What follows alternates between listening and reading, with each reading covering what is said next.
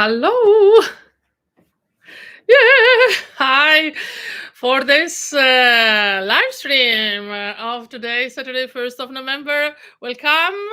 Thank you for watching. And that question that one of you sent me today is how we start a sound, how we place a sound. This is such an important, crucial question, and I will answer it, I hope, in the most possible clear way. So, usually, opera singers, when they have to start a sound, to start a phrase, start to uh, hesitate, start to think too much, start to ask to themselves, all right, now, should I breathe in? Should I breathe out? Should I breathe deep? Should I breathe high?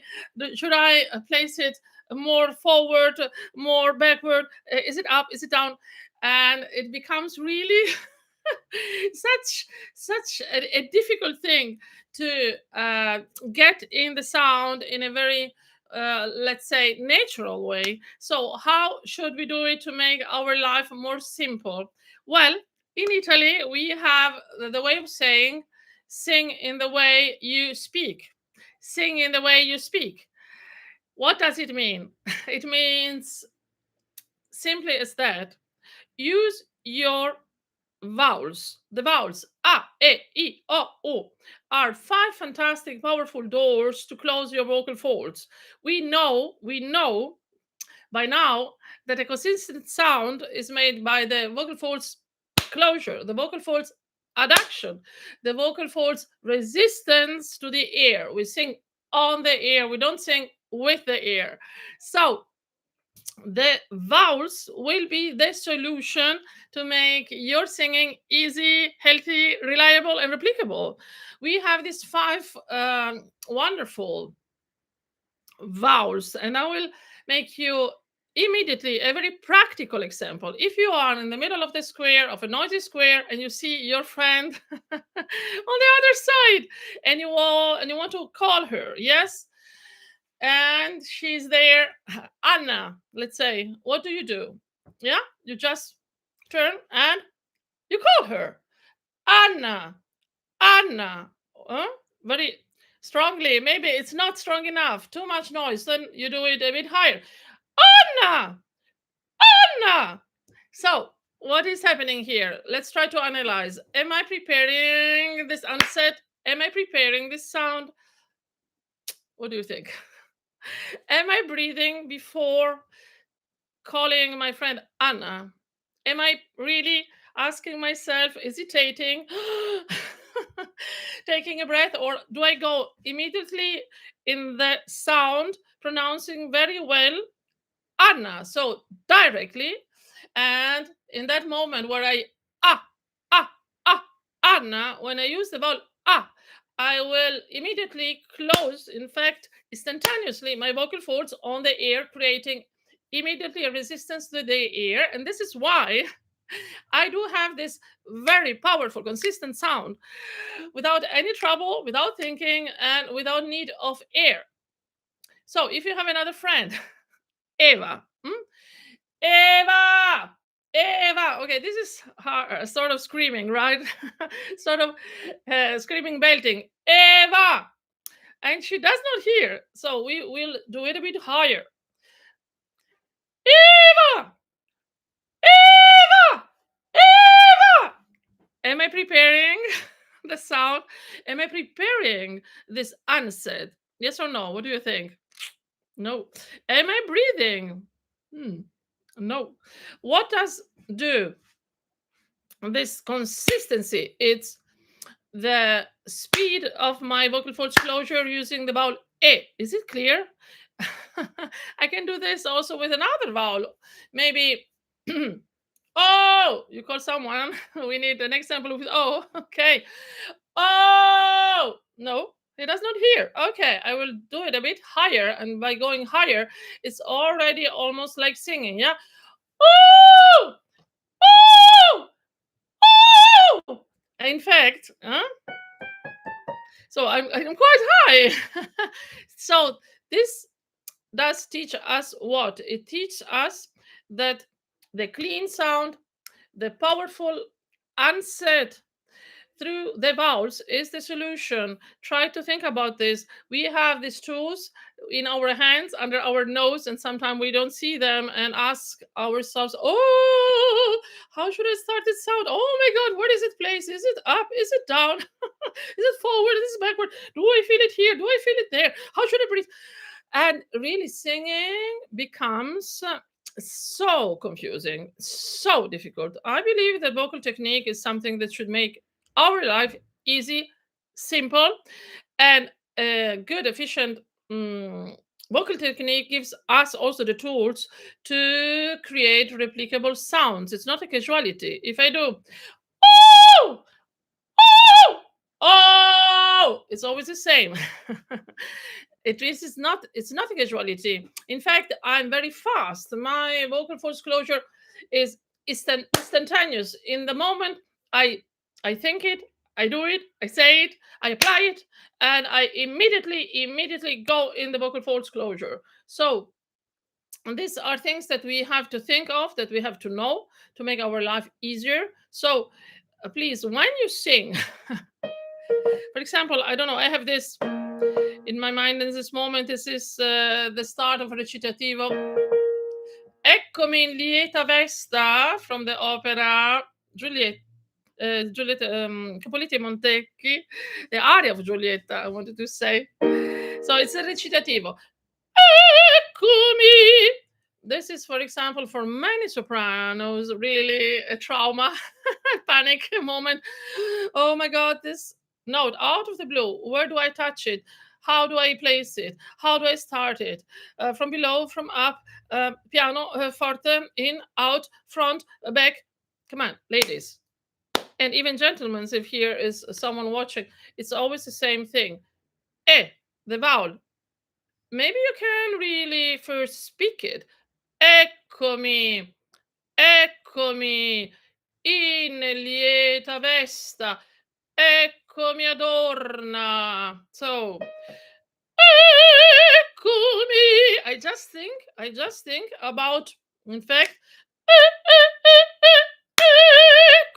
about the vowel. I'm only focusing my attention about the purity of the vowel. And because Italian language is a language built on vowels, on long vowels, and on pure vowels, which do have a very forward position, the better you pronounce your vowels, the better you, in fact, master the Italian language, the better you will sing. This is, in fact, the reason why in music history we do have in Italy so many fantastic singers. It's not the sun, it's not the pizza, it's not the spaghetti, it's the language built on pure vowels. So the vowel will create your sound. It will not decorate your sound, it will create it. So when you study, please make yourself a favor.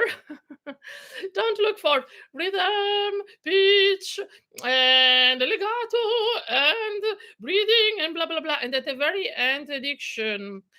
No, no, no, no, no. No. The other way around. Remember that the diction will create your sound. So it's one of the first things. It's not the decoration of the text of your aria. It's the fundamental element. It's where it will be placed, your sound. So the diction is part of the technique. It's not an extra, like, okay, well, I will check if I have to make a double consonant maybe, or an open closed vowel. No, no, no, no, no. It's not about that. It's about pronouncing the real pure vowels. A, E, I, O, U. Eccomi. If you don't know how to do it, speak it. Eccomi, eccomi, in lieta vesta, in lieta vesta, eccomi adorna. And I have it. I don't need to travel to think, to be worried. I don't even breathe actually, because breath, of course, we needed to do the phonation, that's for sure, but we need less than what usually we think. How much breath do we need? Actually, the answer is just enough, whatever it is. For a short sentence, maybe nothing, in the sense we don't need to breathe extra. We do always have something here, which is completely enough. The same breath that helps me now assists me to speak to you. I'm not breathing to I have to breathe, otherwise I can't finish the sentence. And now I will breathe again, otherwise I don't know how finished this sound. No, I'm not worried about that. I breathe when I need it, otherwise I don't. Because in fact, what happens when I speak is a vocal folds closure. I'm speaking also clearly, and you can hear me very well. My sound is pure, is clear, is clean, because also you hear it. Oh. Also, when I speak, I close well, well, my vocal, vocal folds. This is something that can be really helpful, really changing the game, really making your life so easy. You will not worry anymore about should I breathe? Should I not breathe? How much should I breathe? Where should I place the sound? In, up, out? Is it here? Where do I feel it? These are perceptions, vibrations. Perception is not production. Production is here at the level of the vocal folds point. The rest is production, perception, vibration. But please don't confuse the two things, because they're very different things, okay? To feel the sound maybe here does not mean that we create it here. Clear? So when we say we put the sound here, already the way we are saying it, the words we're using are not really appropriate. Yes, we place the sound. Actually, we have to understand, to feel the work here. Yes, the rest are vibrations. We can create more space. Sometimes we can change things. Of course, in classical singing, we know it, but now that we need the lifted position, uplifted position of the velum, all right, a bit lower position of the larynx, all right, we know all this. These are little adjustments, but the main work is always, always, you hear it? The vocal folds closure. So make yourself a favor, huh? And do this little example in your room. Taxi! Are you breathing to do that? Yes, really? I don't think so. Is it difficult? I don't think so. Taxi! How easy it is. It is super easy. If you want to make it louder, but well, go a bit higher. Taxi! I'm actually already singing. I see. It's all. A G. But what is the difference? It's the pitch. Okay, I'm also adjusting a bit the space. All right, but this is not for the moment the subject of this question. The question is, how do I create a sound? We create a sound by resisting the ear with a very appropriate, strong resistance to the ear. What is the best way to do a good resistance to the ear? Of course, closing the vocal folds, thank you. Focusing in a conscious way our attention how we pronounce the vowels. Clear? Yes? Thank you. In any language. Okay? So, taxi, taxi, taxi, taxi, taxi, taxi. I'm never breathing, huh? So, if you ask me, well, does it work also for high notes? Really? Well, I can tell you that for high notes, it works even better if I don't breathe, because on high notes, my vocal folds are more stretched, more thin, more tight, more like, how can I say, whoops, like this. So they really have a very good contact, better contact. We need even less breath on high notes, and in fact, this is super easy because I'm not breathing. Because I'm not breathing, it's easier. because if I have too much breath, well, I have to master to control the one what is actually occupying my lungs, the air, atoms of air, which of course are compressed, because the moment I close my vocal folds, the air becomes compressed air. So if it is an excess of air, it will just create problems. It will come back like a boomerang up, creating well, stiffness, oh yes, rigidity, oh yes, in my voice. So this is why we need the air that we need. Please, not more. Otherwise, you will get a rigid sound. You will lose the ability to create colors, because your vocal folds will fight against a tornado of atoms of air here. Okay, you understand? So, in fact, for high notes,